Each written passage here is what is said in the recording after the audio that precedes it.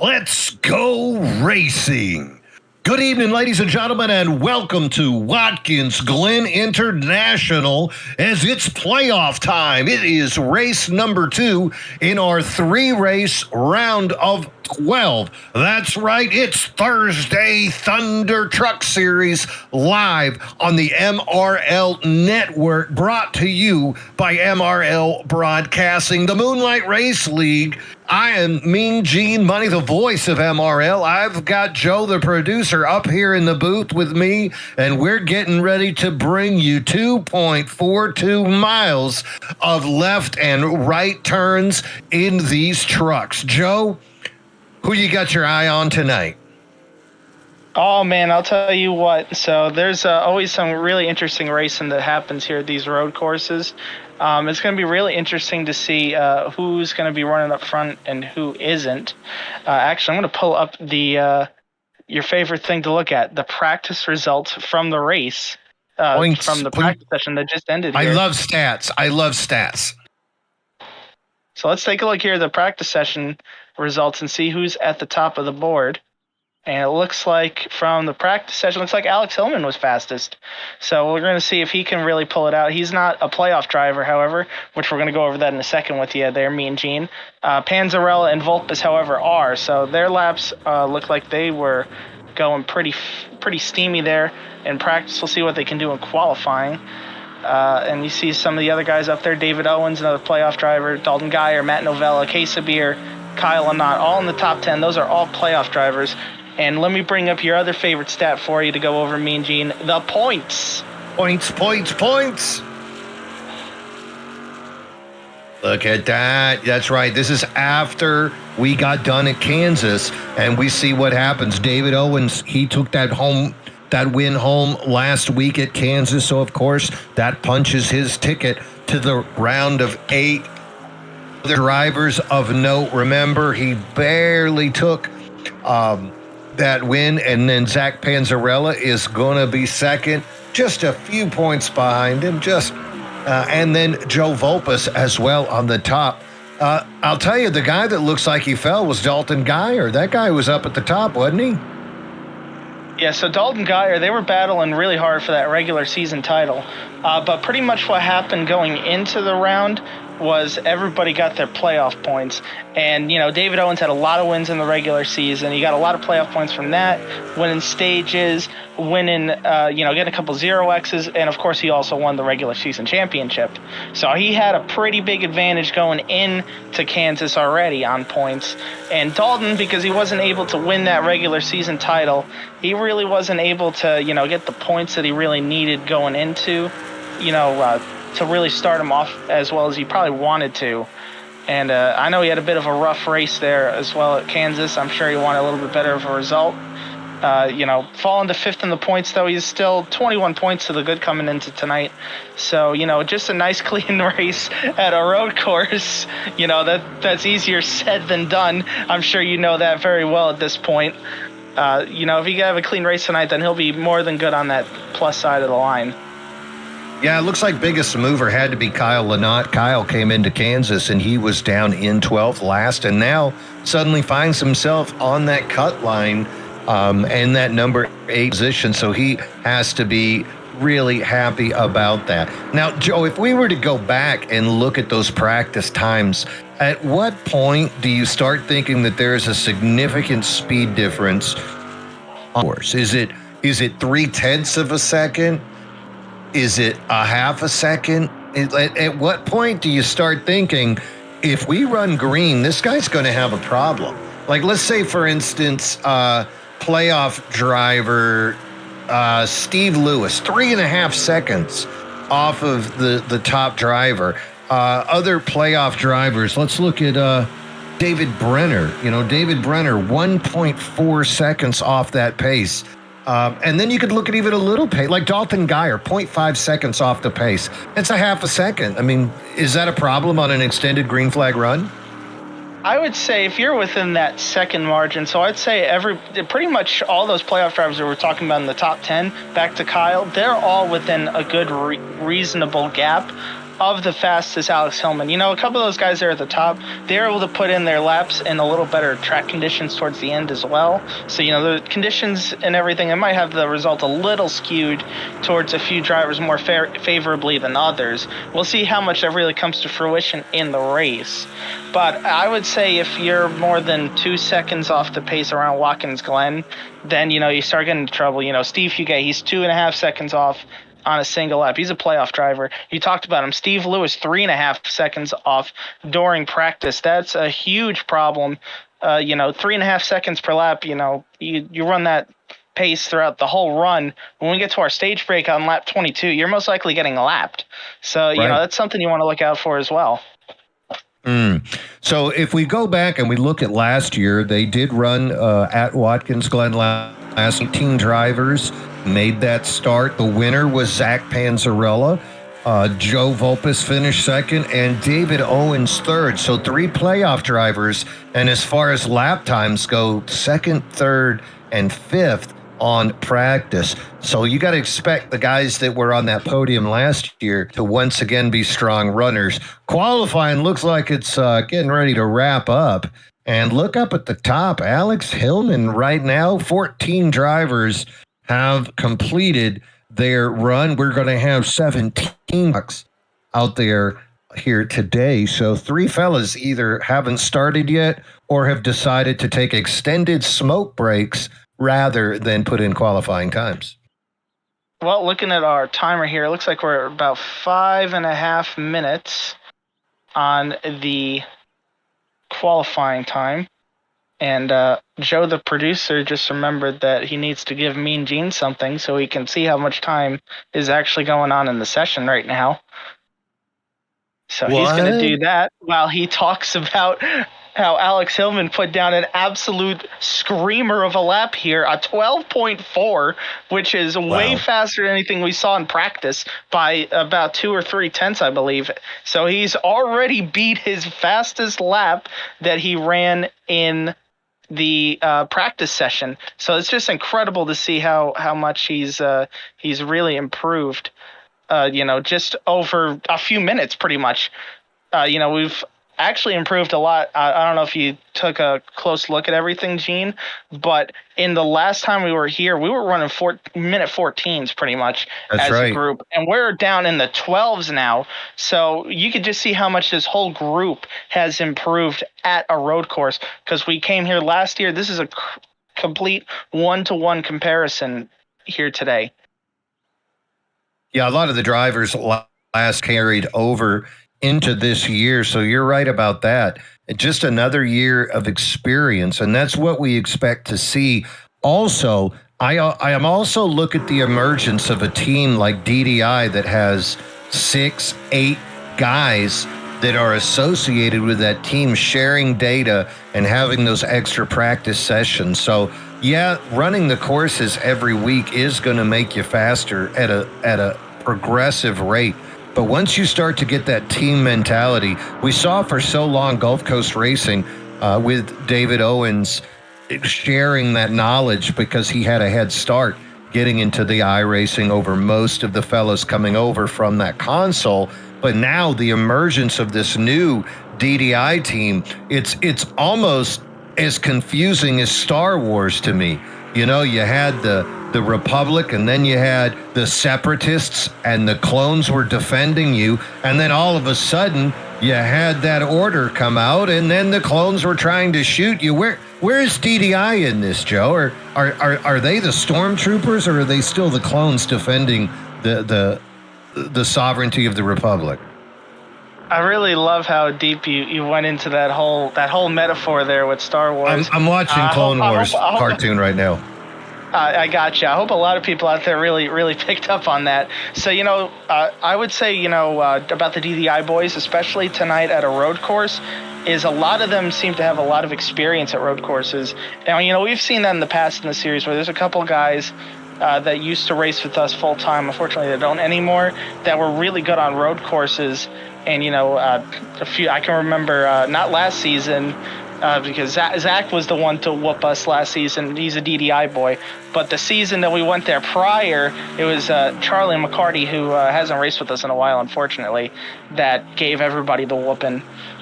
So you could definitely see some parallels.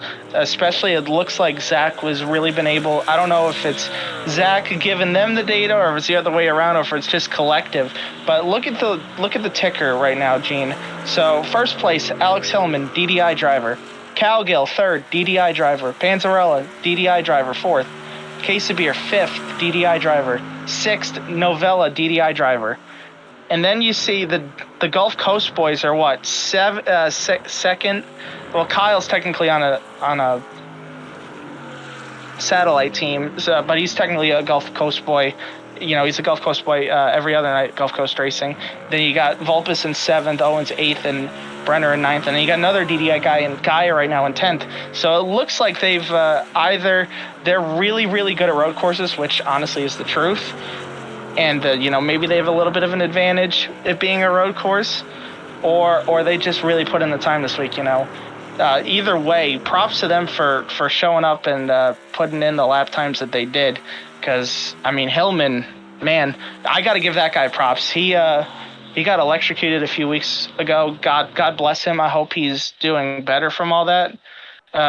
He ran an absolute heater there in qualifying.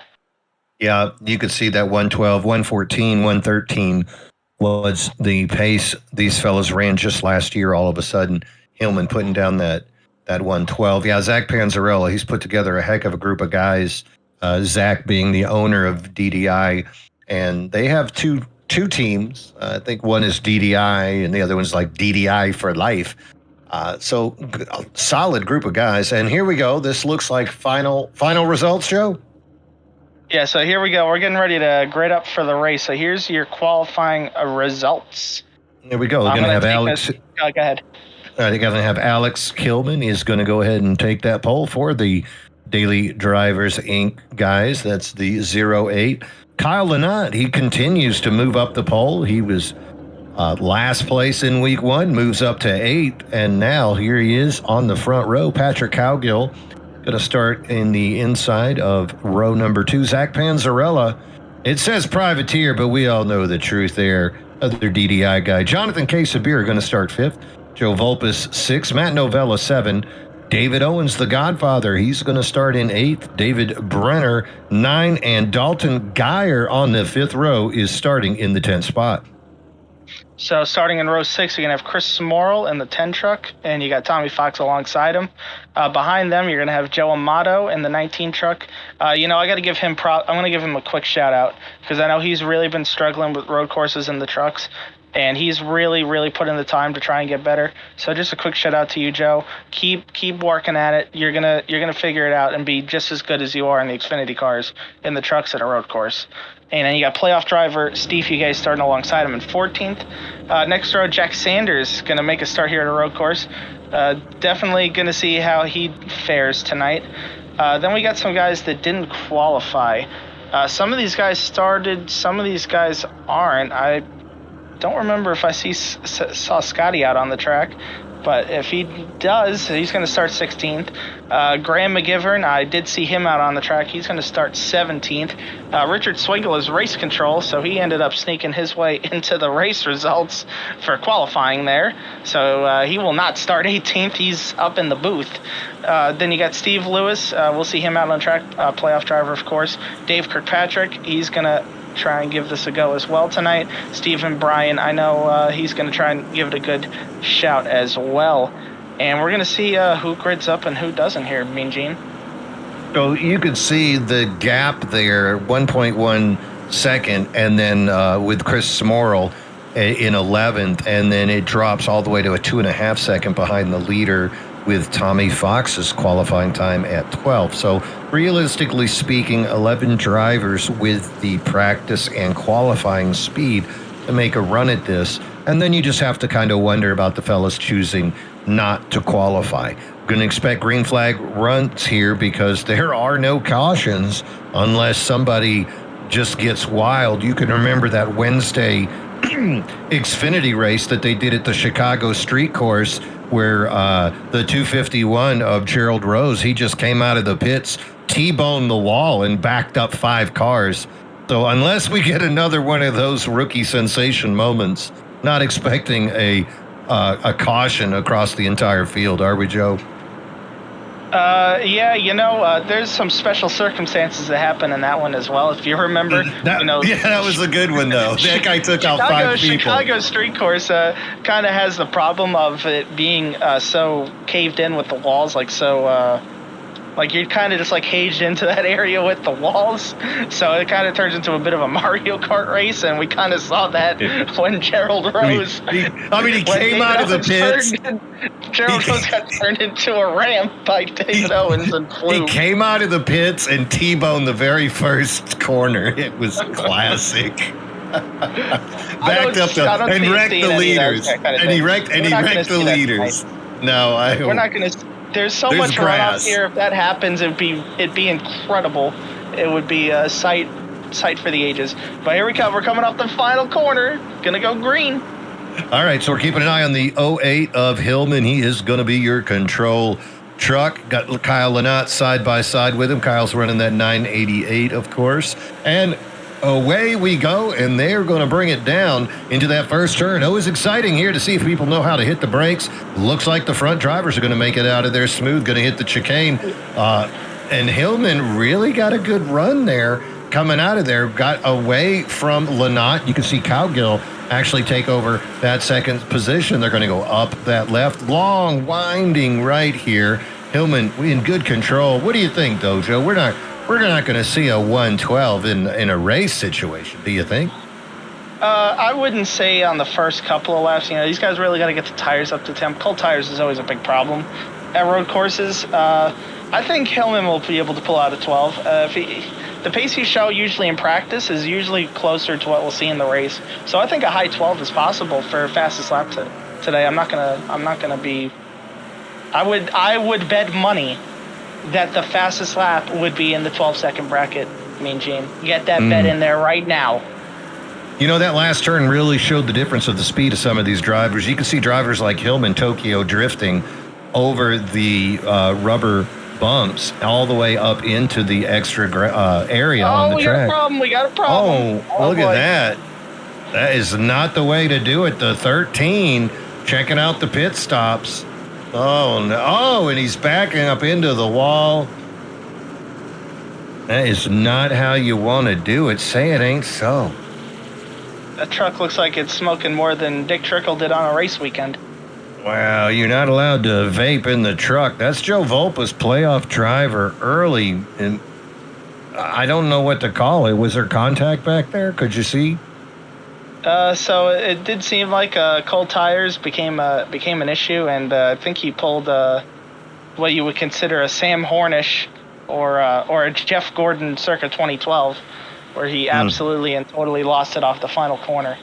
And then he decided that the pit barrels was a good place to leave the truck, and looks like he's serving a penalty now after the damage for unsafe pit entrance. So insult to injury here for the 13. Not what Joe Volpus wants to see. Playoff driver coming into this thing. Fourth when it all started. Probably not going to be there coming out. Getting some repairs done. And remember, we're still green. These fellas are just taking it away. You can see that 1.5 second lead growing as we speak for Alex Hillman over his teammate Cowgill. Kyle Lynott still up there in third place. Zach Panzarella. Matt Novella having a good run here today. Oh, Matty, he's 4 seconds off the pace. But Matt is a great driver here on these road courses. He has continued to progress. Early on, he had successes on road courses and continuing to see that.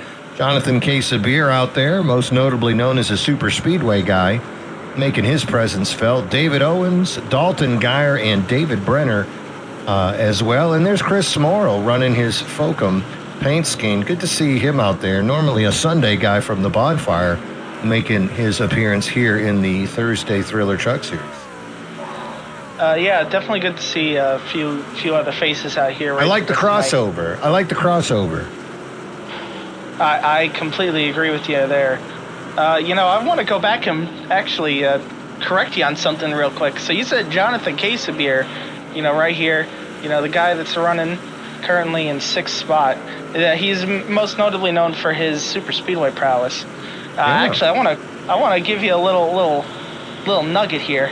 You gonna give me a lesson? You gonna learn me? I'm gonna give you a little lesson here. So his win this season actually came at no other place than North Wilkesboro, probably one of the most unique short tracks on the schedule.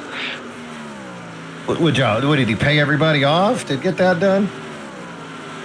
If I remember correctly, Patrick Cowgill had a really good truck for the first half of the race. He was pretty dominant for the first half of the race. He just couldn't close it out in the end. Casabier was running pretty much second or third the whole race, just waiting for his opportunity. And when it came down to the closing stages to crunch time, Jonathan Casabier came in clutch and got that win. Wow. Yep. Seen that guy run really strong and fast Monday nights and Wednesday nights as well. So continuing to show his proficiency, but here tonight in trucks at Watkins Glen. Good contact right there, good action. You can see David Brenner and the 10 of Smorrel doing battle. That is for 9th and 10th position. And that was kind of where I thought that line would be. I thought there would be 11, but with Joe Vulpes dropping back a little bit, that kind of makes 10 fellas just a little bit faster than the rest. If we look at the rest after the top 10, Steve Fugay, he seems to be the top guy of the rest, the fellas that were 2.5 seconds back on that qualifying. So it seems like there's going to be a cut in the field as far as top 10, and then the fellas running 11th and back. And then, of course, Vulpes with his Sam Hornish impersonation. We'll just have to see where he can make up. What's the status on Vulpes? Is he back on the track? Yeah, he's a lap down. He's able to use the faster pair to get the truck fixed. The big problem was the 40-second hold. So he's a lap down because of the hold. That pretty much hurt him more than the damage, because he was just able to fix that pretty quick. So right now his play is to try and see if he can stay in the lucky dog spot for the stage break at the end of lap at 22.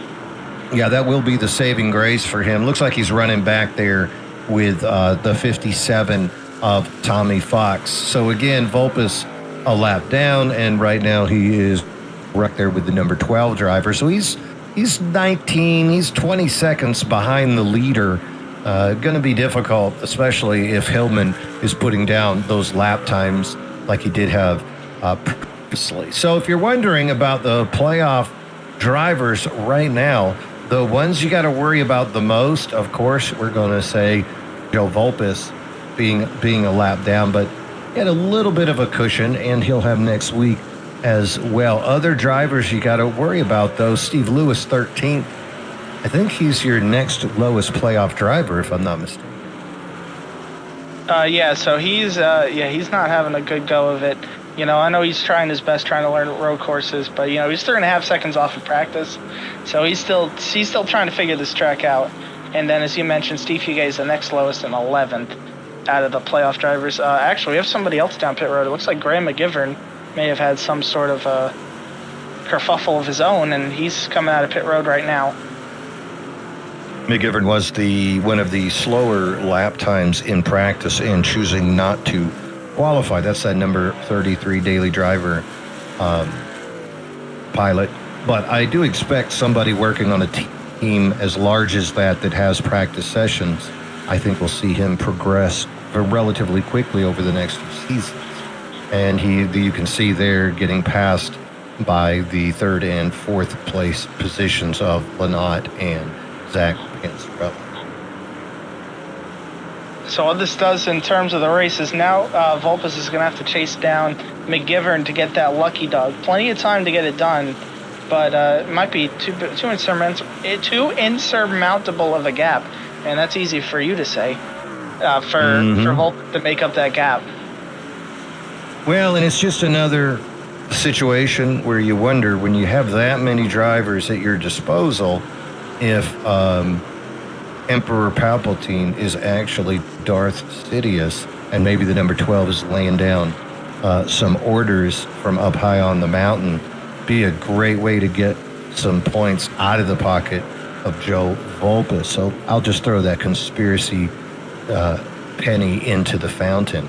Meanwhile, the battle between Brenner and the number 10 of Christopher Smorrell is still at an all-time high as they are battling in 4th and 9th. Dalton Geyer now has fallen back to that 10th spot I mentioned. There were 10 guys running at a little bit quicker pace. Geyer 16 seconds behind the leader. And then Steve Fugay, he's got to be really happy with what he's done. 21 seconds back of the leader, but only 5 back right now of Geyer. So if any of those drivers have a Volpus moment, it would be easy for Fugit, Tommy Fox to eat up those guys and maybe move up. So many playoff ramifications. Field not too large that you would take a big hit, but that also compounds the necessity to do well in this race so that you stay tight in those points. I mean, we're talking 1, 2, 3 points could really be the difference between advancing to 8 and watching, little Tokyo drift right there. Yeah, so to throw out there, this is the, I know we're watching right now 8th and 9th. This is the best battle on the track as it goes right now. So these guys battling for 8th. They're battling, oh no, the 10 cars around. That is not what he wanted to see. Remember, not going to pull out a caution, and here comes everybody else to just drive on by. Don't mind if I do. Steve Fugay now going to move up into 10th. Tommy Fox is going to pass him. He don't mind if he do as well. Smorrell going to fall back now to 12th. Luckily, there was a gap of drivers back there, but that group after the top 10, like we said, Tommy Fox and Steve Fugay able to take advantage there. Not a lot of damage, it looks like, and the 10 of Smorrell will get the benefit of the stage break, but losing those stage points just could be really disappointing. Let's see if the 10 can keep his head under him or if he starts making pressing. Yeah, I mean, points don't really matter that much for him. He's just out there for love of the game this week. He's back there like 20th or so in the points because he's a part-time driver this season. He wasn't racing for the championship. He's just out there trying to get as many trophies as he can. So he's going to be pretty disappointed that that happened this early in the race for him. So pretty unfortunate. Hopefully he's able to keep it going and it's not too bad a damage and he can get a good result out of it. So let's switch over to this looks like our next best battle on the track. What were you going to say, Mean Gene? I was going to say, you got to remember, there's more trophies than just first place. There's second, there's third, hell, there's fourth. There's all kinds of trophies out there. And if you contact Kevin Kyle at KK Woodworks, he can hook you up with one of those trophies. Hey, the first time you get a top 15 finish, go ahead and call Kevin. Get him to make you a nice, beautiful trophy to Easy for you to say. Commemorate. Hey, this race brought to you by Basil Hayden. Commemorate that top 15 finish. Basil Hayden, you're going to go make me get into my closet here too? I mean, I might have to go in the pantry here for a road course here tonight. But so I didn't know that. Kevin makes trophies for 12th place finishes there, Mean Gene? I'll tell you what, you give him the right amount of money, he'll make you a finish for your first top 20 finish. Why not? Hey, if you want to spend the money to get a nice all wood oak trophy, you get to pick the wood. He engraves it. I've seen him burn trophies before. He'll even do the whole track on there for you. He makes some nice stuff. That's Kevin Kyle, KK Woodworks. That is one of the sponsors that work with us here at MRL. So we have to appreciate our sponsors and show them that love. Well, meanwhile, look at the different ways these boys are taking that bus stop. That's really fascinating to just see how smooth it can go. This turn really kills me, though. This windy turn right here. Then you go right up into that off the track, and that gets slick right there if you hit that rubber surface, yeah? Yeah, you got to be very careful which rumble strips you touch. Some of them will hook you It'll actually somewhat remind you of the NASCAR heat days. You have PTSD if you hit one of these curbs wrong. I'm not lying when I say that either. If you hit one of them wrong, you're not in for a good time. The big thing I want to note here is right now the top two drivers are not playoff drivers in this series. Your leader right now, Alex Hillman. We all know how great he is on Mondays. He's done a great job to come back from being electrocuted and make the playoffs, of course, on Mondays. And now he's out here. He's absolutely beasting this road course, and he's got a teammate in tow, Patrick Calgill, who also is not a playoff driver. So right now, the non-playoff drivers might be able to pull spoiler here and make sure one of these guys doesn't lock themselves in, which right now, actually, Kyle Lanott's in third. And, I think Kyle would greatly appreciate a win here with his current point situation. Wouldn't you think so? Absolutely. You figure it always stings a little bit when you're the top playoff guy or you're the top fellow who has enough races in the regular season. Oh, pit road is open. Here come these boys on lap number 12 taking this opportunity. What do you think? We're going to see tires coming on, or is this going to be splash and go? So pretty much this actually is a little bit before the pit window, like before you run out of fuel, pretty much a lap before. You can go 13, if you can maybe stretch it to 14. The way I describe tires with the truck series is it's kind of in between the very technical driving of the next-gen car where the tires don't really wear and the driving of the Xfinity car where it's a lot of throttle control and the tire wear is excessive. So I think it looks like most of these guys are taking fuel only here, which I think is the play because you're going to have a stage break here in about 10 laps. And I think what you want to do here is you want to take your fuel, go out there, run these 10 laps out, basically run a set of tires for the first half of the race to the stage break, take them at the stage break, and then come back out and run the second half of the race on that second set of tires, that set you take at the stage. Now, did McGivern make it into the pits? I see Joe Vulpes is now being listed ahead of him. Has Vulpes or McGivern come down to get the fuel? So they're going to have to pit again here at some point, but both of that was a pass on track. You can see a lot of guys in front of them have pitted here as well. So we're going to see where everybody ends up cycling out. It looks like Brenner's on pit road and Owens as well.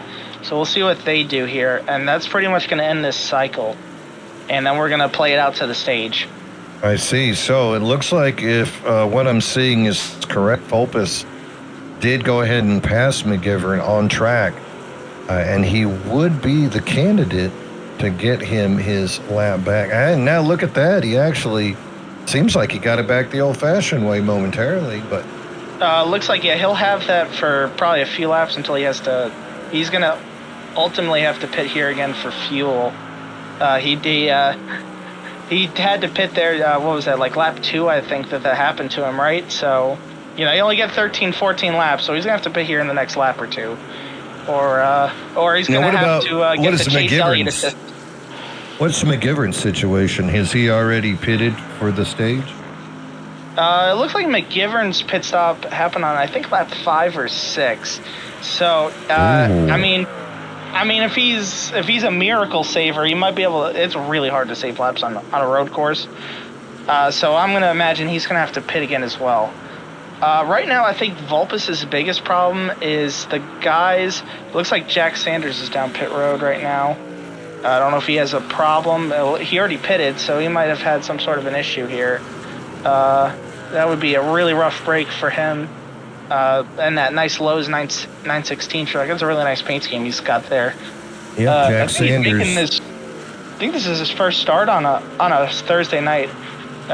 What a place to really choose to show up for a race on a Thursday. Watkins, Glen of all places. So props to you for trooping out a road course as your first race. Jack going to show up and man it out on a road course. Of course, you all remember Jack Sanders. He is the season number 2 champion from our Monday Night Mayhem series. So good to see the Colonel out here making an appearance. in the truck series. Meanwhile, it has rotated around, and you can see Alex Hillman has that 2.3 second lead over Patrick Cowgill. And I'm just shocked. I got to tell you, Joe, to see David Owens down 12 seconds right now. Lynott, 12 and a half, 13. Novella, 13. Panzarella, 14. Looks like those boys are tight together, though, right? Lynott, Novella, Panzarella. That crew looks like they're pretty close. Yeah, here you go. You can see them. They're all single file. I think they're all kind of doing a little different strategies here as Owens gets a little wide there in the final corner. That's a bad strategy, going on the grass. Yeah, that's a really, really bad strategy is to go 2X wide in one of these or corners. 1X, right? That might be a 1X.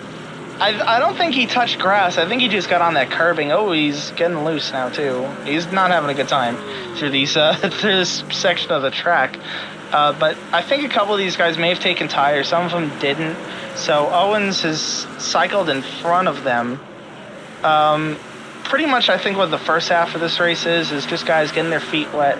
And you know what's going to matter here is where you end up track position-wise. You want to be as far forward as possible for that pit stop when we get to the stage caution if you want a chance to really win it. So, if Panzarella wants a chance to repeat, he's going to need to move forward from 6th. If Quesabeer wants a chance to win, he's going to need to move forward from 7th. They're going to need to get around Owens and Lynott and Novella here if they want to have a chance. And if I'm Novella, I want to get around Lynott here and Owens as fast as possible. And David just wants to scoot away. Yeah, and the other thing that makes this a little bit extra spicy is if you remember Wednesday night Xfinity racing, Kyle Lynott and David Owens' teammates, they might have had a little opportunity to disagree with each other's driving style. So really fun to see Lynott now behind Owens in this situation, especially if Owens doesn't have the tires. Lynott feels the pressure behind him. Novella's a DDI guy. Panzarella's a DDI guy. I think Quesabeer's running DDI on trucks as well. So he's got a team. He's basically got an Empire Destroyer, the Death Star, and Omni Gun all behind him right now. So Lynott can't afford a mistake. And if Owens is going a little bit slow on those tires, we might see Lynott get aggressive to get on by. And then look at the gap from 7 to 8. You go from Quesabeer, and then it's a 17-second drop all the way back from 7th to 8th. David Brenner following behind, and Steve Fugay still the beneficiary of Christopher Smorrell's little hiccup. And Fugay closing in on Brenner. Good for him. They had a big differential in their practice times and their qualifying time. So it's nice to see Steve closing that gap up on David Brenner there. Yeah, Brenner must have had a really bad pit stop or something because he lost a serious amount of time. Same with Dalton. Both of them lost a lot of time to the group in front of them. So I'm sure they're going to try and recover it here. Speaking of big gaps, right now Vulpes is not in the lucky dog position anymore as Steve Lewis just got lapped by Alex Hillman. So now Lewis you can see Amato, and you can see Amato and those other guys 59 seconds back. So really only about 15, 16 second lead over the leaders. That'll go away in about 7 more laps. When is the stage? It'll be the end of lap 22. So they should be okay unless something happens. But yeah, Captain Crunch might be taking it away. Amato might be in a bit of trouble with his car as well. I think might actually be pitting here. I just saw his gap change a lot. Maybe at a moment. Okay, now he's good. Never mind. His gap just changed a lot. He might have had a moment. And I'm looking back there, trying to where Vulpes is. Maybe he can close the gap on Steve Lewis, but I don't think that is in the cards for him. Lewis right now. That's a lot of time. Yeah, that really is a big time. Not sure Vulpes is going to be able to get that done in the next 4 laps. Yeah, that's going to really set his race into a box. So we'll see. And Barney the flag guy, just throwing the yellow flag around like it matters, but we all know it doesn't. Yeah, I don't know what Barney's Barney's I don't know what's going on with Barney. He must be. I don't You know. ever notice? I don't You know ever what he notice is. how much larger his right arm is than his left arm? It's really amazing. Well, I think, Tremendous, the physique of that guy. I mean, I wonder why he's waving a flag that shouldn't even be out right now. Well, and then sometimes when I'm on the track, he also has to wave a blue flag pretty regularly as well. So Barney getting his workout in. Speaking of workout, it is still Alex Hillman giving the rest of this field a workout. We are on lap 20. 4 more to go. We're going to 23 for that stage break, and he is just We got dominating. 3. You were right. 3. Oh, yeah, okay, good. And the elevation change is not really messing with Hillman as he's able to glide around where he needs to. He seems to be rolling that truck perfectly. So, Joe, this is a good opportunity to talk not just about driving style, but also about the equipment that the drivers use. I've seen a lot of people that use paddles on their wheel to shift, but by using the paddles, you lose the benefit of the clutch and the gears. The ability to depress the clutch and roll through turns versus having the gearbox slow you down. I know it makes a difference on mileage, like how much gas you can save, but especially on a course like this, do you think it benefits the driver to be able to depress the clutch and roll through certain parts speed-wise, not just mileage, but speed-wise? Okay, so I appreciate where you're going with this. Unfortunately, everything you just said is completely and totally inaccurate. So I personally use paddle shifters, and I can still use my clutch pedal. And I can, right now I have it set to auto blip, so, I kind of give something up. Especially at a road course, with the auto blip. I don't know if you're aware, me and Gene, of how the auto blip works, but when you shift down, it'll rev your stuff out. When you shift up, it'll rev your stuff out like you're auto clutching it, and it really does hurt, going through the gears and stuff. So you really, I honestly should learn how to, manually clutch it with my paddle shifters. Yeah. But I haven't done that yet. That's probably something I should start working on, but I haven't really seen the need to do it personally for myself, so I haven't really worked on it. But that's not really that big of a concern. I know what you're thinking of, though. Your mindset is you're thinking about back in the heat days with a wheel. If you had the paddle shifters, you couldn't use the clutch pedal because NASCAR heat was dumb. And if you did have the shifter, the sequential or the H pattern, whatever kind of shifter you had, you would be able to use your clutch pedal. Thankfully, iRacing lets you use the clutch pedal. Everybody use it as long as you have it. So that's definitely a lot nicer that, you're able to actually use it, unlike with other gaming platforms.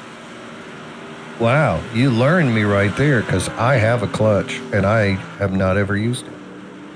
Well, then we're gonna have to work on that, aren't we? Yeah, I'm really excited about my fuel mileage and rolling through certain turns, especially coming up to Homestead on Sunday. Yeah, because that helps me on entry. Wow, I learned something tonight. Thanks. What else I'm learning is that Patrick Cowgill has cut this lead down just a little bit. It was 2 seconds. Then he had it to 1.5, and it just keeps going back and forth. Really interesting to see. Hillman does have that win that he took on Monday night this year. Would love to get himself another one. He has a stage win. And now he's got a stage win. That's your lap right there. So actually, we're going to keep racing until 10th place comes across.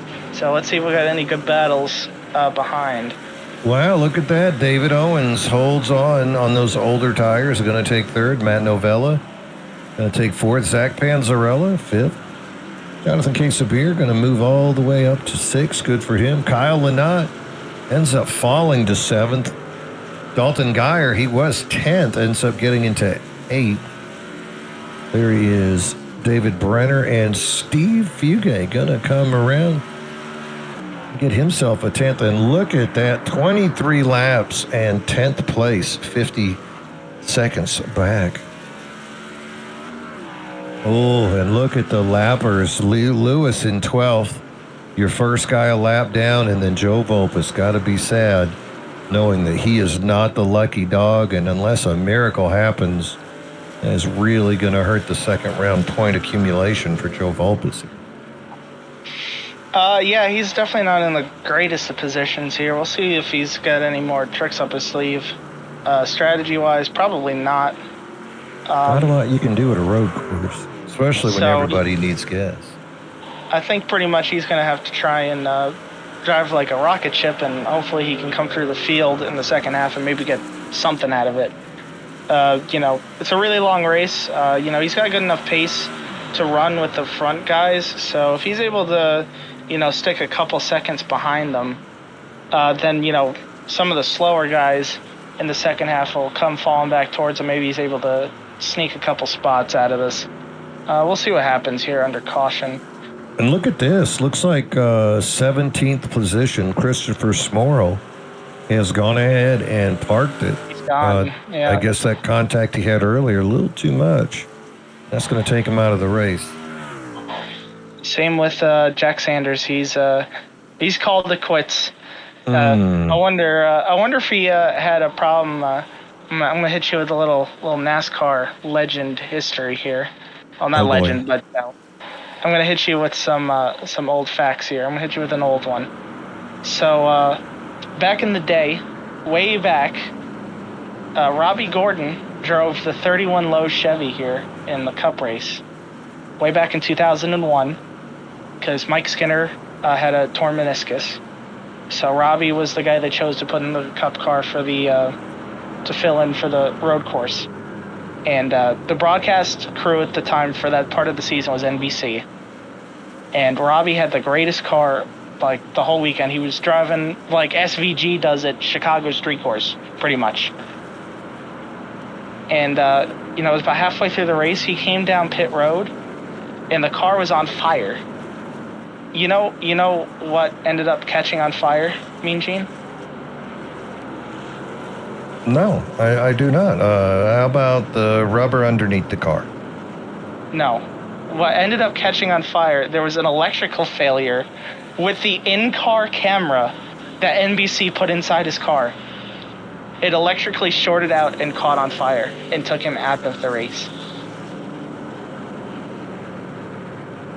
Wow. Thank you, NBC. How many times can you say an in-car camera took you out of the race?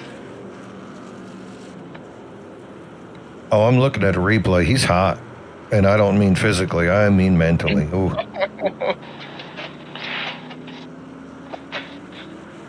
right, let's see if anybody does anything interesting. And no one on the team knew why he was coming down. That's funny. Oh, yeah. They had no clue. What are you doing? I'm on fire. They're out there. They were having a grand old time. They were like, oh, yeah, we're going to go. We're going to win this. They were probably counting their freaking earnings already. They're like, what are we going to do after the race? Robbie's going to bring home his first Cup victory finally, because he'd been trying for a couple years to do it at one of these road course races. And that was easily the best car he'd ever driven at a road course. And NBC said no. Imagine he's on the radio. Guys, I'm on fire. Yeah, Robbie, you're looking great out there. No, I mean, I'm on fire. Okay, Ricky Bobby. You can put out the invisible fire. Put out the invisible fire on my friend. Well, I'll tell you who ain't invisible, and that is the 08 of Hillman. They are leading around. This is after the stage break, of which Hillman took that stage break victory, the stage victory, and now he is still the lead car coming out of the pits. Kyle Gill remains in second. Owens, Panzarella, Lynott. Casebeer Geyer moves up a spot, looks like to seventh. That means Novella dropped down. Novella now in 10th. Remember, he might have came had in damage or something there. I mean, I can't imagine him losing that many spots on pit road from a pit stop. I'd imagine he probably had a little damage that he had to fix. Well, right? He was seventh. Went in seventh, come out in 10th. Geyer was in 8th, come out in 7th. Brenner was in 9th and came out in 9th. And Fugit Fugate came in 10th and comes out in 8th. So biggest winner on pit road has to be Steve Fugate. Hopefully he'll hold up that spot. Because Brenner and Novella both were faster than him. All right, we're wiggling. Getting ready to get this thing going again.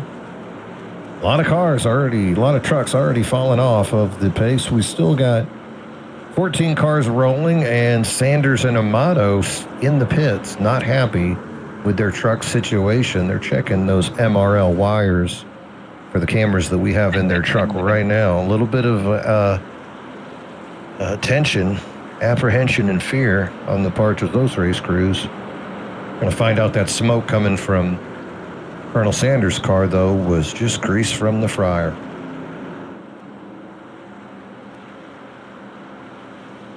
So, you know what I'm going to look at here is we're going to see how well these guys get going. The field's a little bit jumbled up, if you remember, from the initial start. You know, a couple of guys that are a little further forward that maybe, you know, don't have the confidence of being as forward as they may think. A couple of guys a little further back than they probably want to be and want to make a move here on the first couple corners to try and get themselves in a better spot. So we're going to see how that plays out. Fugate being up there is scary, and for him. I mean, he's only in 8th. I mean, as long as everybody's clean around him, he'll be fine. And then Vulpes in 13th, even though he is a lap down, is more accustomed to running top 5. Remember, he was one of the podium finishers here last year. So he wants to cut through the chafe as quickly as he can and get up into a position to take advantage of somebody else as the spinneroonie here. And you can see Lewis bringing it up. Captain Crunch in that red and blue truck now getting back into formation. Lewis, last truck on the lead lap, currently running 12th behind Tommy Fox in that beautiful number 57 Bobby Allison throwback. Pace car's getting ready to pull off here. Let's see what happens here. Hillman dominated the first half of the race. Let's see what he's got for the second half, Mean Gene. I would expect to see more of the same from Hillman. Cowgill, though, he's got to make a move now. Here we go. They are off at the 8 on the inside. Coming down to the Gary turn number 1. Trucks are spread apart just enough to come slamming in there. Look at that move. Oh, it is scary. On the inside, and Hillman pays. Case of beer pays. Oh, Tommy Fox takes it in the backside like a champ. The 8 of Case of Beer getting it around. You can see that Matt Novella and Tommy Fox nose to nose there. That was some exciting. And you know the best part, Joe? There's no caution. So we're going to keep rolling. Who's happy out of that? Dalton Geyer now finds himself up into 5th place. Cowgill takes over after Hillman is spun. Hillman now 10 seconds back, 11. Wondering what kind of damage is on that truck of the 08 of Hillman. Oh, hey, and look at that. He's waving at us. I think that truck might be done for the day. And Vulpes drove on the grass. What are you doing, Joe? I know you can't see, but that's still, you know, you can't do that. Okay. If you go slow enough, the hood will stay down. Yeah, it doesn't look like that truck's in very good shape after that. It looked like the 08 just completely missed turn 1. He can't see anything. The 08 looked like he completely missed turn 1 there. If you saw that, Mean Gene. Now let me ask you this: and they all piled in. If you had the Oculus device, can you scoot down in your chair and look under Tommy the hood? Fox. Who is that? Tommy Fox. Oh, he's got stuck in the barrels. So lots of incidents going on right now. That rear end of Fox is still loose. Fox going to keep it out on the track. Joe Vulpes, though, he's going to bring her down. He's already used that quick repair, so he's going to see what they can do.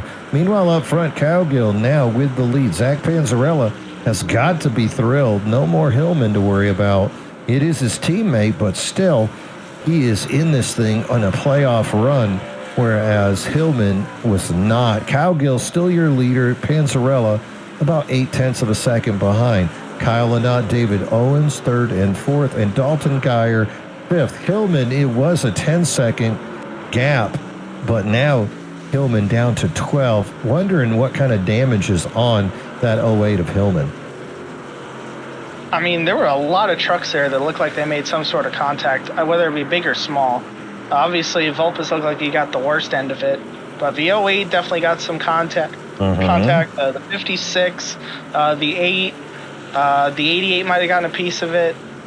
Tommy Fox as well, the 57. Not sure if anybody else got any of it, but yeah, Hillman, kind of similar to Kyle Lynott last night, where he took out a bunch of Gulf Coast guys. Hillman took a bunch of DDI guys out there. I'm sure he's pretty gutted, though. He had really great speed. Looked like he might have been cruising his way to a victory here, and to see it all go away like that in the first corner. I mean, still 22 to go. Maybe he can make up this 12-second gap. It's going to be a uphill battle, though, because Calgill was showing some very comparable speed. Yeah, that truck, the '08 of Hillman, I can't see any major damage on the front end. You have to wonder if it took anything on the back and internally. But 12-second gap continues to be the norm. I don't see Hillman advancing or regressing on that time differential. So Patrick Calgill is your leader. Zach Panzarella slowly fading back. Here's a good little battle. You can see David Brenner and Matt Novella. Remember, Novella was involved in that early accident. Him and Tommy Fox were face to face. Oh, Fugay bringing it in. You got to think that's damage much too early to be bringing that in for fuel. Hopefully, Steve's got him fast repair in his pocket, and he can get that truck that left right front back out. Really messed up.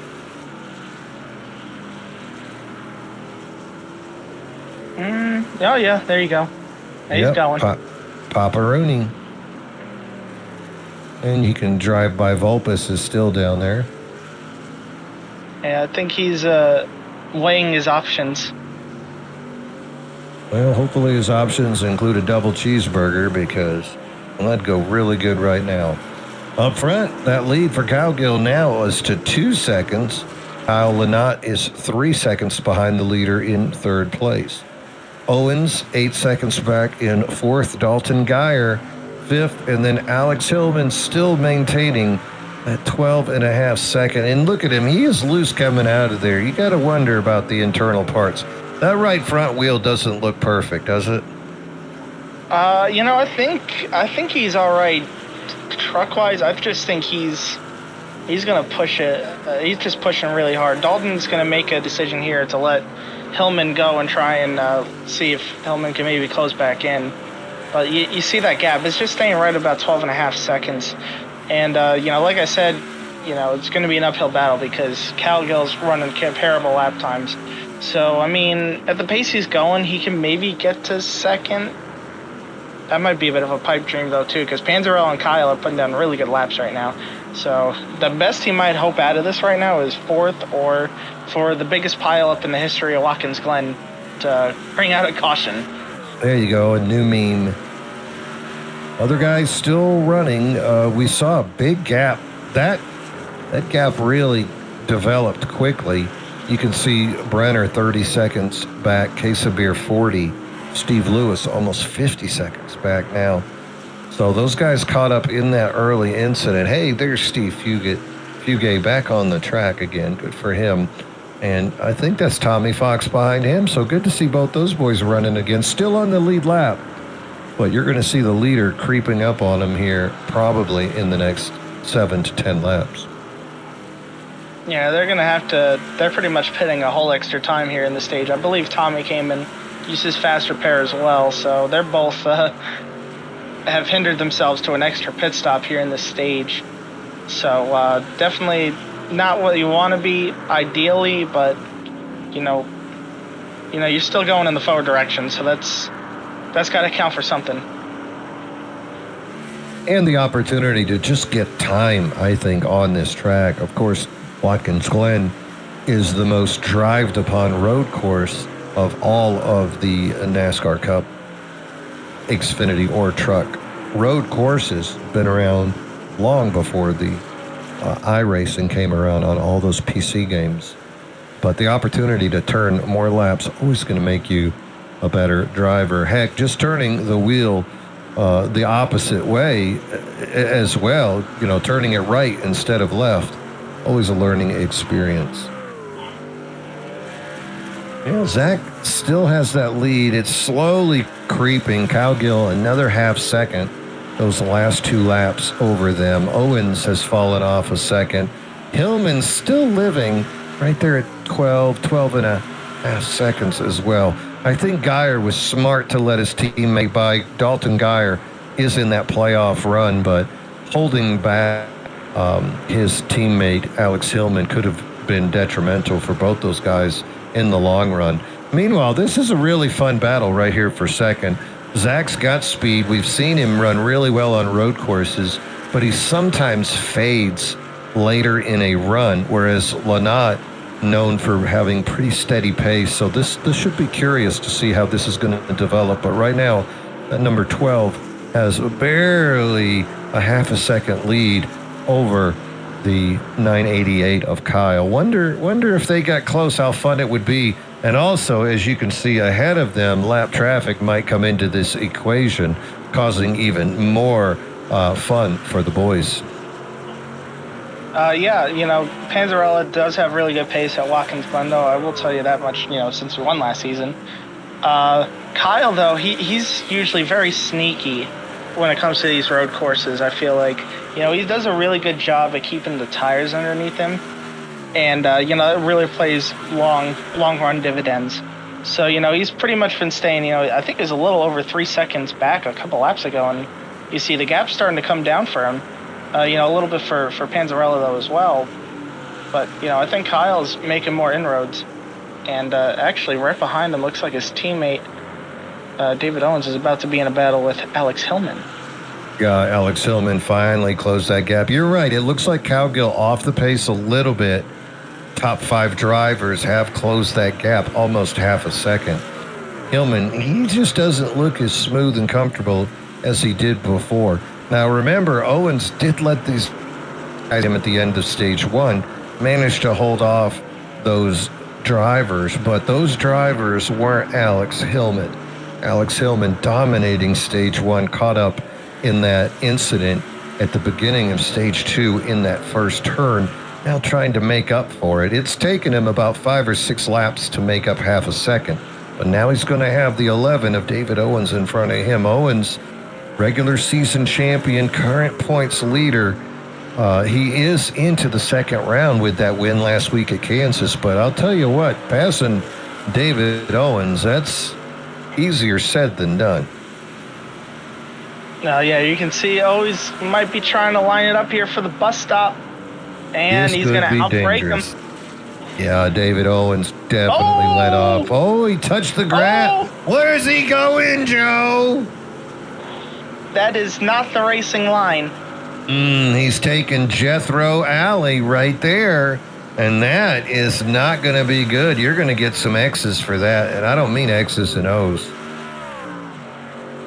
Yeah, those are not the kind of X's that you want to see in a row. I'll tell you that much. You know what it looked like there? It looked like maybe Owens was either trying to give him the spot, or Hillman missed the braking point so far that it looked that way. Yeah. I'm not really sure which one it was, to be honest with you, but yeah, Hillman really not very, you know when you say he's not running as smooth, it's not. I don't think it's a damage thing. You know what I think it is? I think he's in that desperation mode to try and make that time back up, and he's just trying to do anything he can. Yeah, exactly. Yeah, you could see, and now also Cowgill turned it back on. He had let Panzarella and Lynott get within 2.1 seconds, and now he's pushed that lead up to a comfortable 3, and Panzarella as well getting away from Lynott. So this thing's spreading out. 15 laps to go here. This is our second race in the round of 12. There will be another race before the elimination occurs. So these boys trying to collect as many points as they can. Alex Hillman won stage 1 easily, laid down a minute and 12-second qualifying lap, but That caution costing him. As far as the other drivers go, we've had incidents that have cost us many drivers. We have 11 drivers on the lead lap. Steve Lewis, 1 lap down. The only truck, 1 lap down. And then you can see Amato and McGivern 2 laps down. Volpa's still in the pit in 15th. And then the junkyard begins 16 through 21. 21 cars started, currently looking at 14 on the track. And here's Hillman. He's back on Here Owens. we go. We're He going to wants try it again. Same the spot. same place. Here we go. Is he going to get it to stick this time? Yes. Nice drive. And look at the gap. Immediately gets himself 0.6 of a second just by going through the bus stop so smoothly. I think Owens was aware, too, that Hillman was pressing, and he did not want anything to do with it. Back off a little bit, and you might see that guy wreck. Instead, you get through there smooth. Owens, with an 8-second lead over Dalton Geyer, could get that top 5 easily as long as nothing goes bad. Speaking of nothing going bad, if you're Patrick Cowgill, you got to think that the sun has broken through the clouds, and in front of you is the land of unbridled optimism as he continues to tear up this circuit. 13 laps to go as that number 31 truck continuing his assault on the podium. Behind him, Panzarella now has a 3-second lead over Kyle Lynott. You have to wonder if some of these drivers are resigned to their current position because the cars are spread out all amongst the course. Yeah, Not a lot of tight battles. Yeah, you know what I think this has become? This has become one of those Formula One races that we see on a weekly basis, where, or at least we're used to. I'm so happy that there's more than one fast car now. I think we're pretty much in that spot. This might be the last interesting thing that happens here. Pit stops. Pit road is open, and down they come. All the guys taking this advantage to get in there. 13 to go. They are in that window, so that this should be the last stop. Curious, Cowgill, if he will take tires or not. I would think it's on the option table. What's your opinion? Yeah, I think tires here might be worth it, but I think most of these guys are going to go fuel only. I'm not going to lie.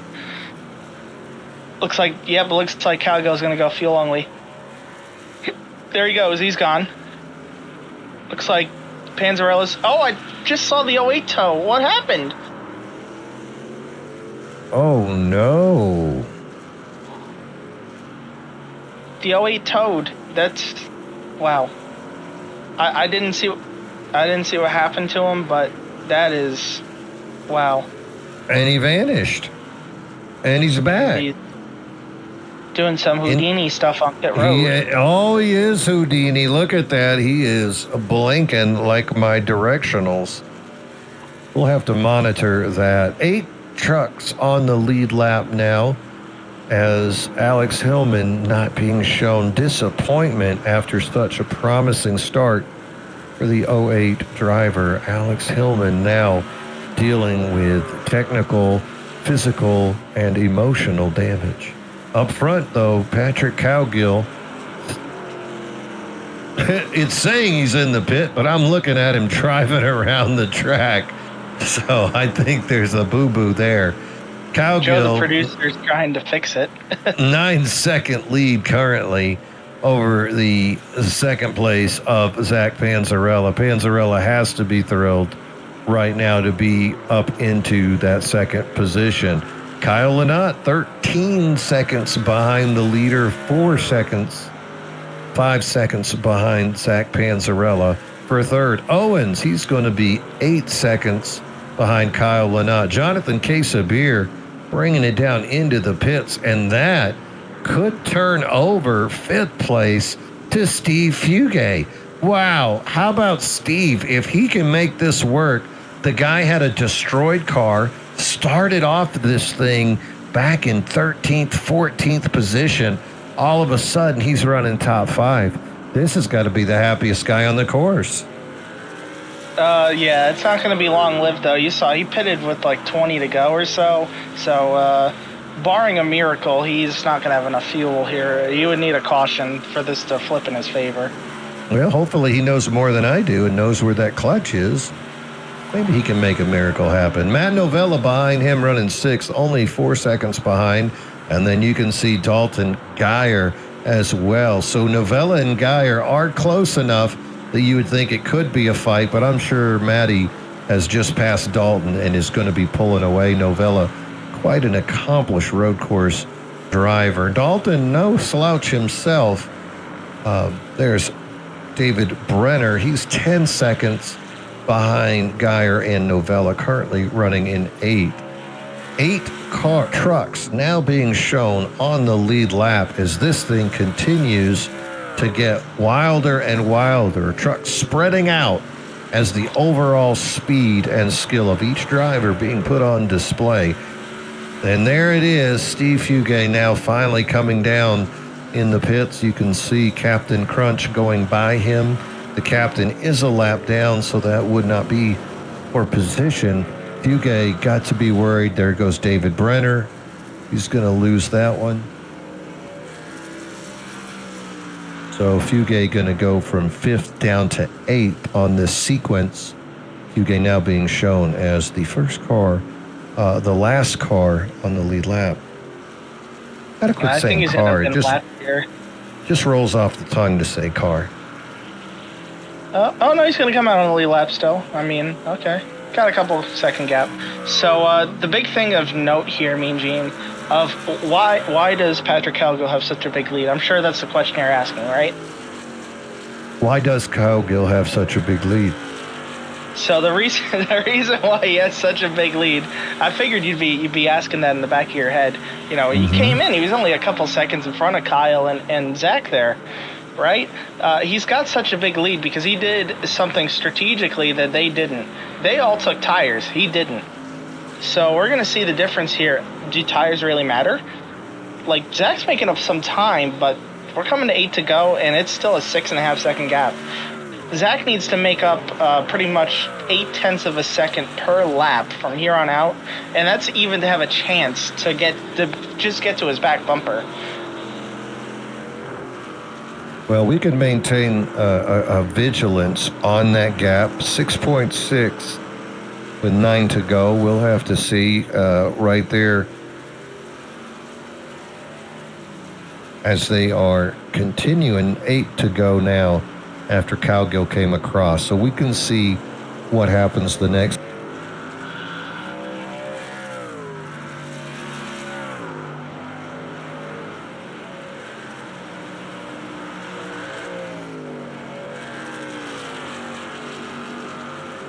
Mean Gene may have been swallowed up by the Basil Hayden.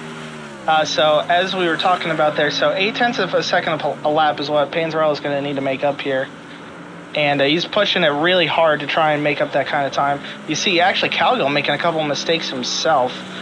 He's going to have to be careful to make sure he doesn't get too many X's. It looks like Mean Gene has fought his way out of the Basil Hayden. It's a big bottle. It's a big bottle. So he's got, when that lap counter flips to 7, for him to be on that pace, he needs to be 5.7 seconds behind. It's gotten down to 5.9. Good run so far. We'll just have to see how it continues to progress. It's really close, and now with Cowgill dealing with the lap traffic of Steve Fugay. Yeah, that's going to help Zach a little. It will. He hit your number. He did. He hit it. All right. So he needs to get it to 4.9. Needs to be 4.9 when the ticker goes down to 6 if we're going to think that there is any shot for Panzarella to close that gap. But he's going to be the one dealing with the lap traffic this time. Yeah, I mean, you know what? Oh, a little wiggle there from the 31. Tires, right? No tires. Yeah, that could be a bit of a factor there, to be fair. We're going to see if it makes a big difference here. But I think it's going to come down to where does Zach catch Steve? Because, these guys, they're just trying to make it to the end. To be fair, they're not going to get in the way of a battle for the win or the leader. They just want to make it to the finish of the race. So it's a matter of where do you catch them? because if you catch them in the wrong part of the track, you can get really held up very, very easily. As you know from Chicago street course, it's very easy for a simple let somebody pass situation turn into something disastrous in pretty much the blink of an eye. Or we saw Hillman and Owens in the bus stop those 2 times. And those are, a couple of top drivers. And even they had their excitable moments as they were coming around. So we said it needed to go from the 4.8 to the 3.9. This thing's tracking the wrong way. I don't think he's going to be able to do it, Mean Gene. No, it looks like Panzarella's lost a second instead of gaining 0.8 of a second there on that last lap. You can see we just clicked over again. We needed a 4.8, and that just did not materialize. So you got to think, unless those tires just fall off of the 31, Cowgill and his team, his crew, have got to be feeling good. The fans giving him a scream as he's bringing it around. They love that little wiggle that he does here at Watkins Glen. Meanwhile, behind them, Panzarella having a good run, but it's not going to be enough unless something miraculous happens.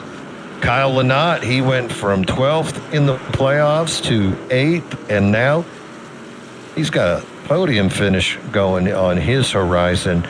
Behind him, David Owens, 7 seconds back, and then my, way downtown, like a home run to deep center field, Matt Novella, way behind those boys, 19 seconds back. Dalton Geyer, who let Novella go by. Ooh, good little slide there by Matty in the 56. Little wiggle. It was a little wiggle. They love the wiggle here at Watkins Glen. The 36 now, he is making his way around. Then Brenner, 7 trucks still on that lead lap.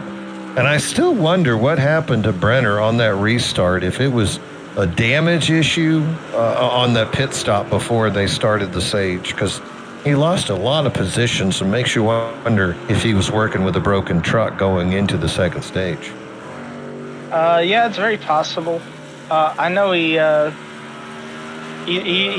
not a very big fan of doing road course racing sometimes, which I find absolutely incredible, since he ran IMSA on Thursday nights, the official IMSA series, for a while. We had a very, very interesting pep talk prior to the race.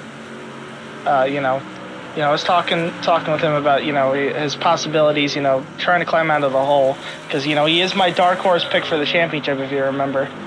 And he was not feeling very confident coming into tonight. And I told him, I made sure, you can't let me down. Brenner, you can't let me down. Please do not let me down. I cannot be the Kyle Petty of the broadcast, please. Meanwhile, my pick for the championship, Owens, running in 4th, 20 seconds leader, but 20 seconds ahead of the 5th place of Matt Novella. And after that win at Kansas, I definitely felt a little more secure in the pick of David Owens. He's just had that amazing season. Seems like the only thing that slowed David Owens down right now is a dog biting through his cord on his pedals. Yeah, you really went out on a limb with that choice there, Mean Gene. He's a 2-time champion on Thursdays. He's the winningest driver, I believe, this season on Thursdays. He's already locked himself into the round of 8. I really can't believe you went with such an outlandish pick as David Owens. Well, they tell me to take chances and take risks, and that's what you get. 3 to go here. Kevin Harvick route of picks. Yeah. Give me the best driver in the field, and I'm going to make it seem like he's not. Yeah, that's how it works. It's just how it is. But he's not the best driver here today. It is definitely Cowgill. Alex Hillman, got to be sad, but he still has to be happy to see his teammate out there having a good day. Ooh, and the captain is just going to let Cowgill go right on by. Good job there by Louis to let the leader get on by him. That is going to put Louis 2 laps down, back on the same lap as Amato, but Otto, a little bit further back from Lewis, probably not going to get back into this thing to battle for that 11th position. Yeah, I gotta say, I'm getting pretty delirious of how boring this race has been. The road courses don't really bring out the greatest racing in the world of, battles. It's a different kind of racing. You're racing the track, not the drivers, pretty much. So, you get a different kind of feel. I'm sorry the racing wasn't so great to show the broadcast. I hope we made it a great broadcast for you guys. And we'll see if, hopefully Cowgill doesn't do anything too rash here and make me say I gave him the commentator's curse. Oh, don't you put that on me. Put that on me. Go where he is. He's going through the bus stop. Catching up on those last lap drivers that are going to get lapped again with just 2 to go. Still looking good. I am surprised. I thought maybe those tires would start to come into effect, but you can see that lead has stayed a constant 5.3 seconds over Panzarella, except for that one lap with 7 to go. That was the lap where Cowgill kind of let everybody sneak up on him a little bit, but then he just dropped the hammer and began to pull away, and that was about the time as well for Panzarella starting to pull away from Lynott. Owens 13 seconds. Oh, and there we go. There's some excitement. You could see one of the lap drivers deciding that turn 1 wasn't good enough for him, and he was going to make his own turn. So that was definitely a 1X off track. Go on. You were talking about some of the other guys a little further back, I think. Yeah. It's just a matter of looking at him. Novella. Dalton, he was fading a little bit, and now Brenner just 6 seconds behind him. If anybody's going to catch anybody, it might be David Brenner in the 22 trying to close that gap on Dalton Geyer. But here on the final lap, 6 seconds is a mighty hill to climb. Really, at this point, we just have to talk about how well Cowgill did. Gave Alex Hillman quite the chase in stage 1. Hillman, I don't know how else to say it, just kind of blew turn 1 there. And lost control of his car, took some people with him, and bada bing, bada boom, it's gonna be Patrick Cowgill. He is your winner, Tuesday Night Thriller here at Watkins Glen. Behind him, Zach Panzarella is gonna come across in second place. Congratulations, Zach. He had that great finish at Kansas last week, and he is gonna double up and do it again here today with a second place finish. Welcome to the podium to the number 12. He won at Watkins Glen last year. This year, runner up to his teammate. Can't be too sad as it's going to stay in the family. Third place is going to be Kyle Lynott. Great run here for Kyle as he is going to continue to move up the playoff points. Still not secured, but has to feel a lot better about his chances as he is going to finish. Behind him, David Owens. David Owens won last week, secured his position at Kansas, and now with this fourth place finish, has to feel really good about his future moving through these playoffs, especially now that the road course is off the table. Top 10 going to be fifth place, Matt Novella. Dalton Geyer going to finish 6th. David Brenner 7. Steve Fugay got to be happy with that 8th place finish, considering where he started and how far he was off that pace.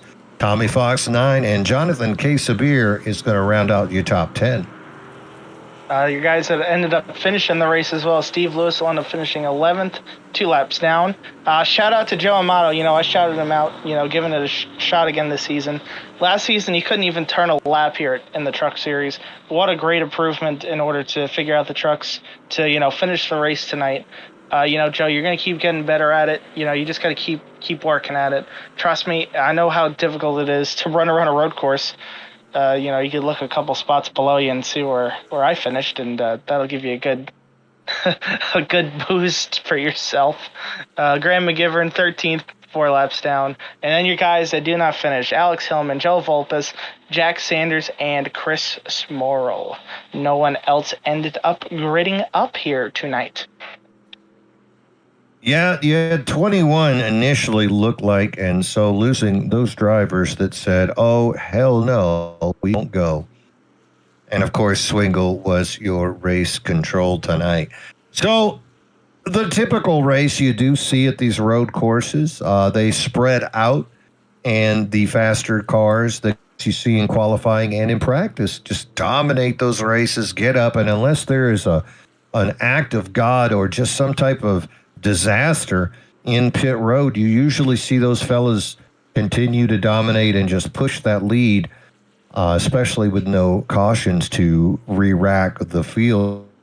Did see at the beginning of stage 2 that spin by Hillman, which collected a few fellas, got a little bit of damage out there, and that is what really made it a spicy ride.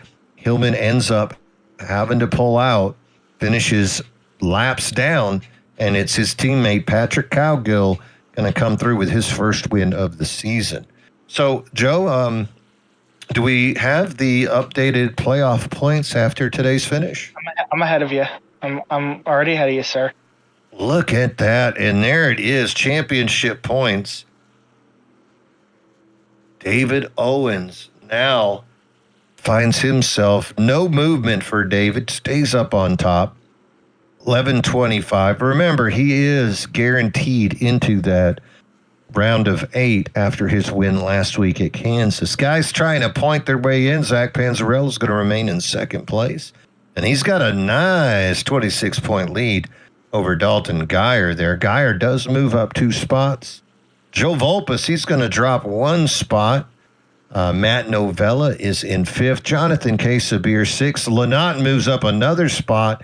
And look at Steve Lewis now with a 1-point lead over AJ Benesh. AJ not starting today and suddenly finds himself 1 point out of the race behind Steve Fugay. He's still chasing the snake, only 6 points back. David Brenner and then Zach Engel missing today's race as well. Really behind the 8 ball. Kind of win next week. Yeah, I'd say Zach Engel is in a must-win, but everybody else, they're racing for that spot. So as long as they all show up, as long as the other 11 playoff drivers show up in front of Zach Engel, he's in a must-win. So under those circumstances, it's going to be a 4-way battle between Steve Lewis, AJ Benesh, Steve Fugay, and Brenner next week at the final race in the first round of the playoffs. I'd say pretty much everybody else might be Kyle Lynott. He's only 12 points in front of Steve Lewis, so he might be in a little bit of trouble. You definitely can't DNF early next week. Same, I would say, would be the case for Quesabir. Got to make sure that, you at least make it through the stage and get some stage points. Novella, Volpes, and Geyer, I'd say they're pretty much mortal locks where they're sitting. And I really don't see a way that Panzarella falls out points-wise with where he's sitting. And, of course, David Owens locked in last week with a win at Kansas. Well, it'll be fascinating as the boys will be traveling to Rockingham. And strange things can happen there. I have seen guys wreck on lap 2, repair their car, and get taken out on lap 5. If that happens to any of those guys real close to that bubble, I think it could cost them and make them go the way of the dodo and straight out of the round of 8. So things to keep an eye on. Does AJ Benesh show up? How will Steve Lewis do? Will Lynott continue to move up the board? Can Volpes overcome his barrel hunting tactics and not do that again? And Dalton Geyer, he's got to be happy with the way he finished today, but it just wasn't a Dalton Geyer run. Wouldn't you agree? It just not the way we've used to seeing that guy. Road courses are different. After seeing 2 other DDI guys be so successful here, going to be excited to see Dalton come back next week at the Rock and see what kind of laps he can put down. Yeah, next week's going to be really interesting to see how it plays out. There's some new guys in the series that haven't raced in the past. So, you always got to take what happened in the past with a grain of salt. But the top 3 lap leaders for Rockingham in the series, we've run here 3 times. There's been 2 different winners. The top 3 lap leaders are Vulpes, Panzarella, and David Owens. So those are the top 3 on my list. Vulpes has won 2 of those races. The first one he won to win the championship. Second one was a showdown with David Owens to end the regular season in season 2.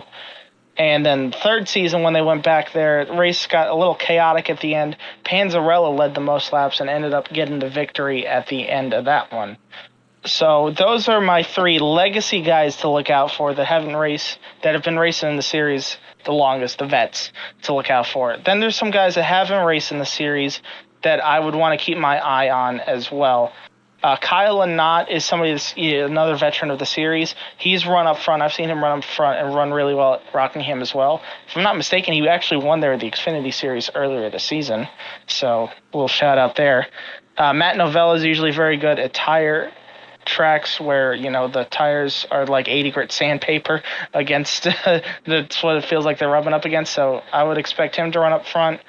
I'm not sure how good Dalton Geyer is or Casabir is going to be at Rockingham. But, Casabir won at North Wilkesboro, so another short track next week. Steve Lewis is going to have to make sure he's good on his tires. He's got some good short track experience, so we'll see what he can do. Same with Steve Fugay, of course, and David Brenner. And the other guy that I'm looking out for is actually AJ. So if AJ is, he's only 1 point out after missing tonight, so he could have a really good chance of winning the race next week because I've seen him go out there and run really well at Rockingham. And he might be able to jump some of these guys either points-wise or with a win. I know a couple of the guys that I mentioned are looking for their first one. Like Matt Novella's looking for his first one of the season. He's a former champion. He's got plenty of wins on Thursdays. I'm sure he'd love to make it his first next week at Rockingham.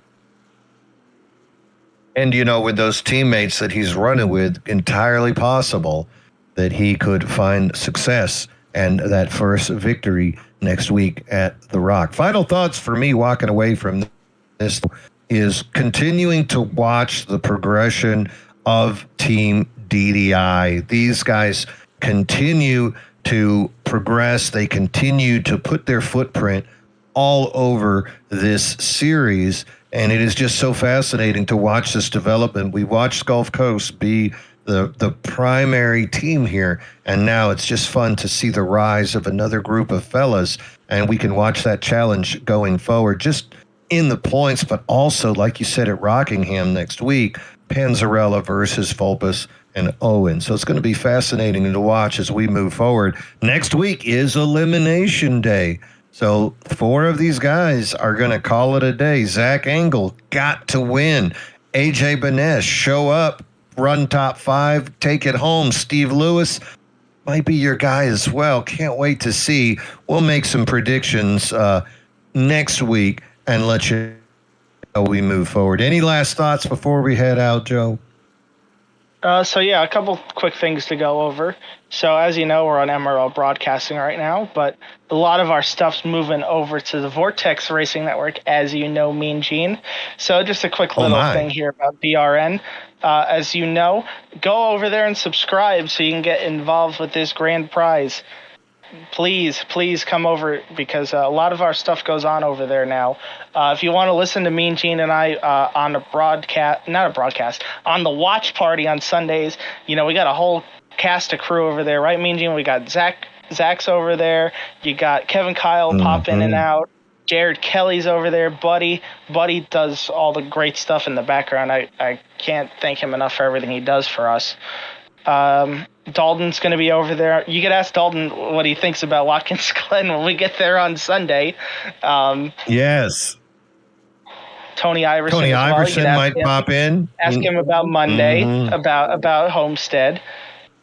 Yep, Zach Panzarella as well. All those guys. Yep. And yeah, once we get to 50 on this, that's when they're going to do that prize. And if you want to get 2 drawings, just comment once during our simulcast NASCAR race, and all the MRN stats will be on there, as well as our panel of conversation breaking down the race as we see it. And we may or may not show snippets of the race. Of course, all within the legal time limit, so you don't have to worry about us. But you might see a little bit of NASCAR as well. Some great prizes there. You can see the old Alex Bowman diecast, little Terry Labonte autograph trading card. No, it's not him getting spun at Bristol, but boy, it'd be fun if it was. MRL's own Daniel Dye Race U sheet metal, custom iRacing paint scheme, and there it is. You could get a KK Woodscapes gift card to commemorate your 23rd place finish in the league that you run in on Tuesday nights.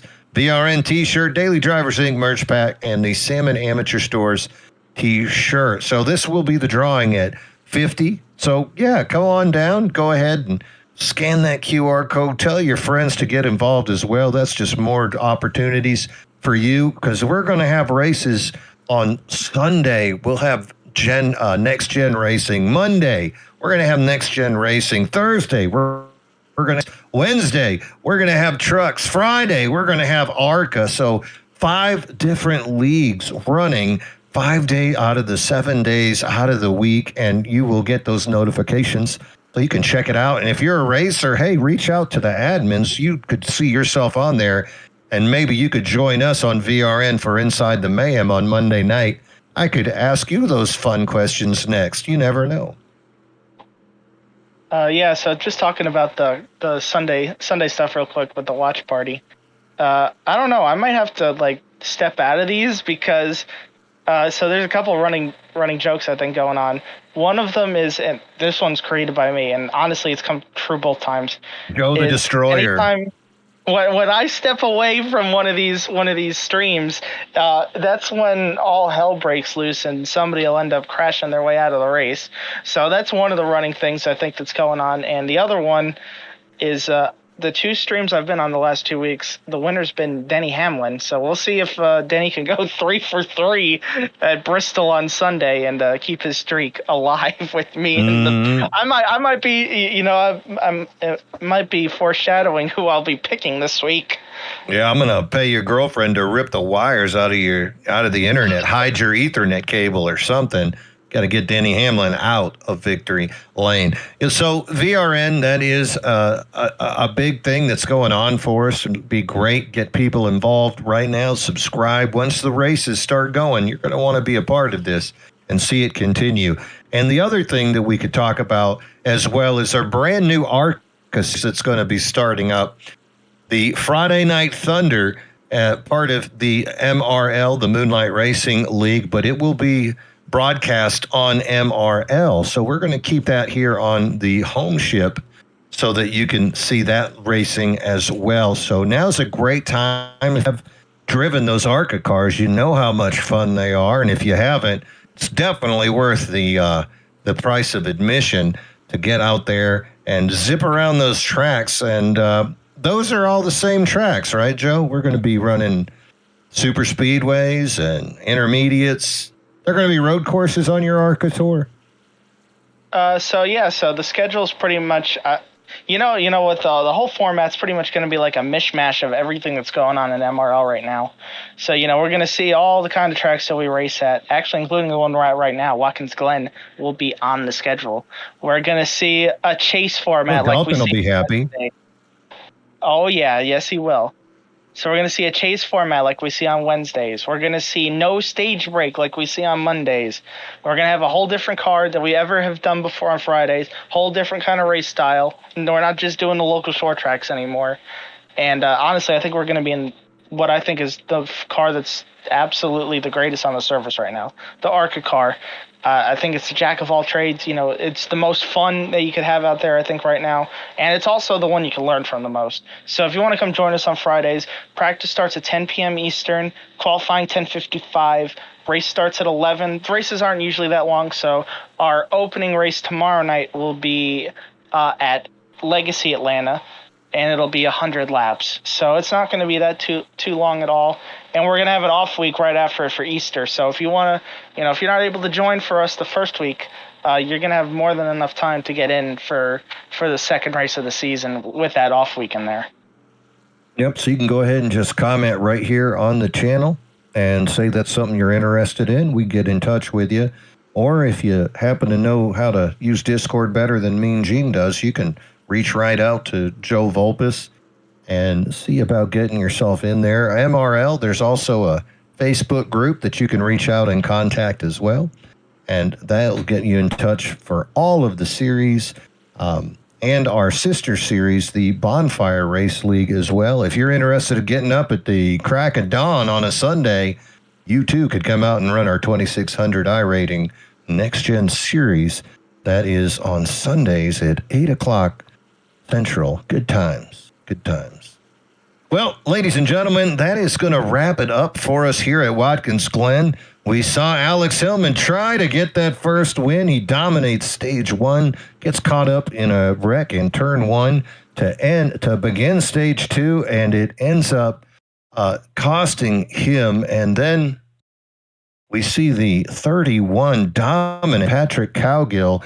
Another DDI driver dominates, and he takes his first win of the year. Playoffs tightening up next week at Rockingham. That's where it will be decided who's going to be the field of 8. On behalf of myself, Mean Gene Money, Joe the producer, our sponsor, Chantilly Lace, KK Woodworks, DDI, the admins, Steve Fugay, John Beverly, David Owens, Volpus, Zach Panzarella, and all the boys back in the production truck. It's a pleasure. Join us next week at Elimination Day in Rockingham.